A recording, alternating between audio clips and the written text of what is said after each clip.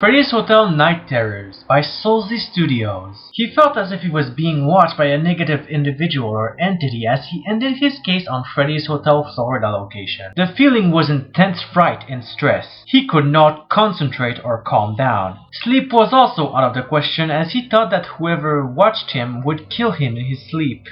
So he went walking outside. He went down the hill and into a forest that was all his. As he arrived in civilization, he called a cab and asked the driver to bring him to the nearest hotel. He paid him and they arrived shortly after. He bought himself a room for 5 days and the stalker seemed to have been gone as he was finally able to sleep in the comfy bed. He dreamed of James calling for him at the nearby park. Jackson follows his cries for help and arrives at a parking place near an abandoned Freddy's Hotel location. James gets shoved into a purple car by a purple humanoid figure. Jackson takes his gun out, but as soon as he does, the man turns his face and stares at Jackson. His mouth is toothless and long, forming an unchanging psychotic smile with glowing purple eyes. Jackson's head begins to hurt as the being laughs and enters his car. Then he drives away with James. Jackson runs after them and tries to shoot the wheels of the car. He successfully blows them up and checks the car. All there is left is an animatronic version of James which strangles Jackson and he wakes up in a sweat.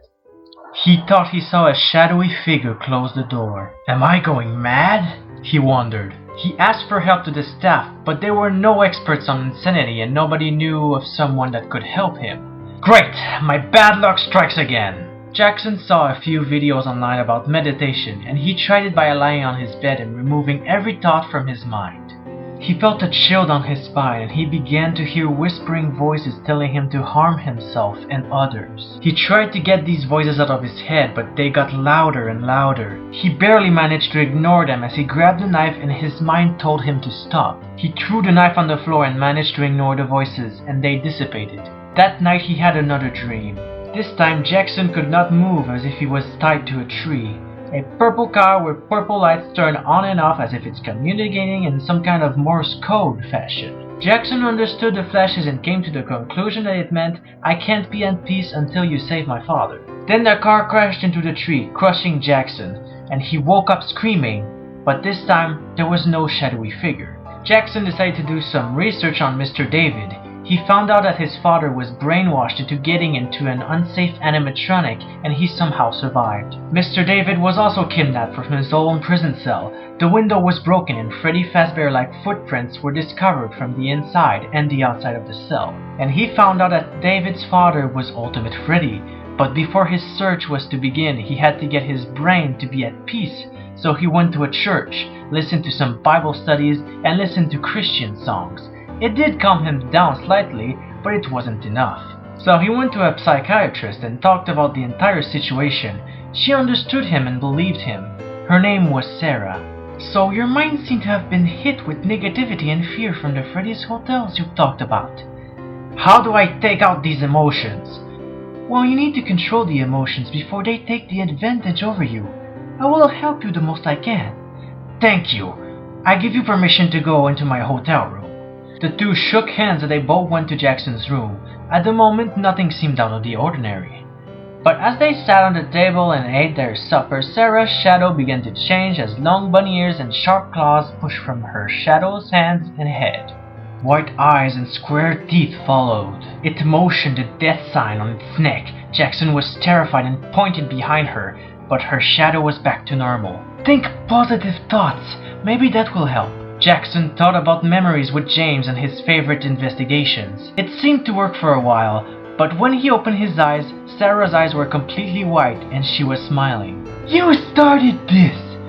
Sarah, what's wrong with you? You shot me back in the day and you will pay the price! Wait, you're Mr. Franks?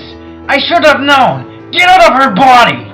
Sarah tried to punch Jackson, but he backed away just in time. Then Sarah tried to kick him, but he grabbed her shoe and pulled her down. She took Jackson's gun out of his pockets and aimed at his face, which scared Jackson. Sarah shot 2 bullets at Jackson's direction and he shielded himself with a plate. Jackson kicked her in the face and handcuffed her.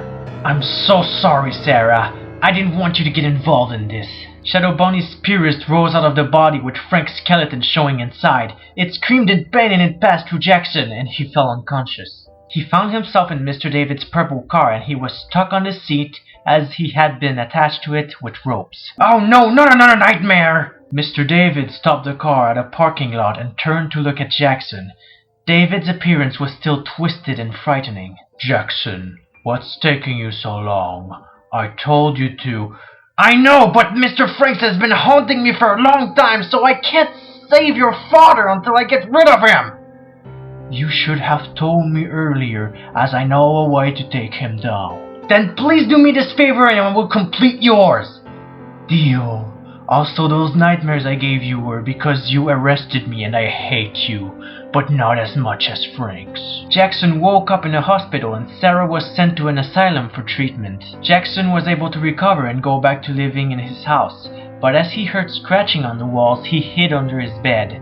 The door was kicked down. Shadow Bonnie was searching for Jackson. "Oh, Jackson, come play with me.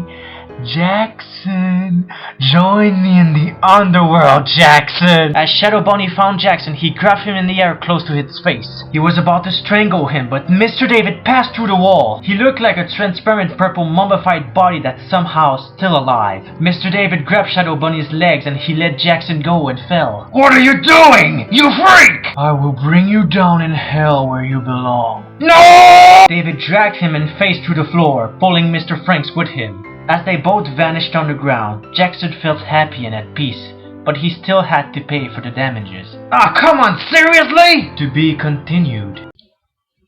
No wait, the video is not over yet. If you enjoy my content, then like this video, subscribe, and turn on notifications. And also, leave in some comments of what you thought of the video. First comments don't really count. So thank you for watching, and I hope you'll enjoy the rest of my videos.